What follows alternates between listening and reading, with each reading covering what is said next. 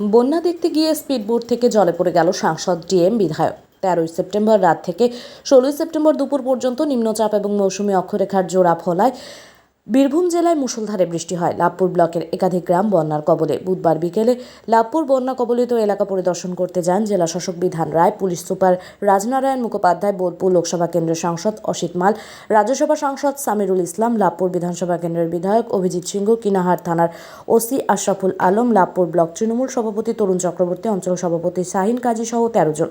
লাভপুর ব্লকের বলরামপুর, জয়চন্দ্রপুর, শীতলগ্রাম ও রামঘাটি এলাকা পরিদর্শনে যায়। এলাকার পরিস্থিতি খতিয়ে দেখার পর স্পিডবোটে করে পরিদর্শন করার সময় সন্ধ্যা 6টা নাগাদ বলরামপুর গ্রামের কাছেই হঠাৎই আচমকা উল্টে যায় স্পিডবোট।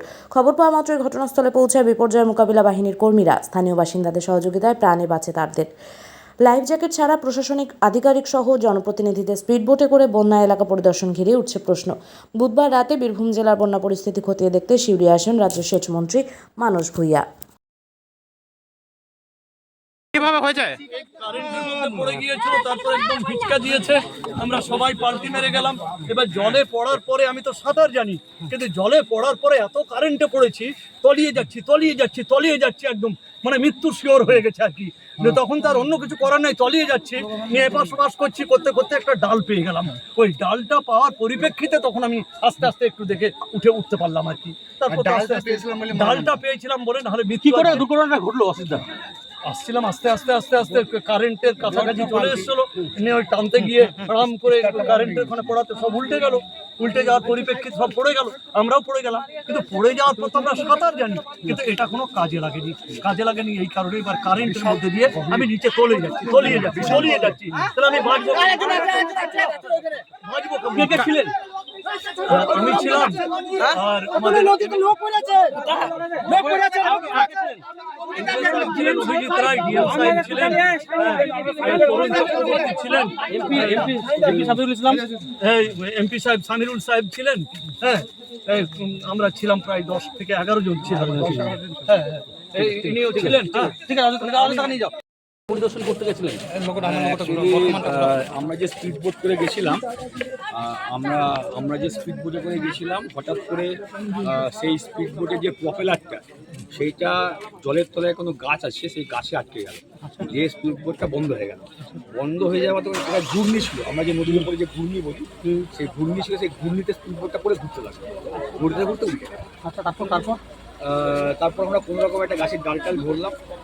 ধরার পরে অনেকটা করেই নদীর জল খেয়ে ফেলেছি, এবং তারপরে আস্তে আস্তে সবাইকে সঙ্গে হাতে করলাম, এবং তারপরে গ্রামের লোকরা ছুটে গেল, তারা তাড়াতাড়ি জলে নামলে এবং দড়ি দিল, আমাদের দড়ি ধরে লাইফ জায়গা ছিল। কিন্তু অ্যাকচুয়ালি যখন হয়ে গেল, মানে যখন ঘূর্ণিতে পড়ে গেল বোটটা, বোটটা বন্ধ হয়ে গেল, যেহেতু ওই গাছের তলাতে ওই মাটি, মানে জলের তলাতে একটা গাছ ছিল, ওই গাছের জন্য বোটটা চললো না। এই মুহূর্তে কেমন আছেন? আপনার সুস্থ হয়েছে।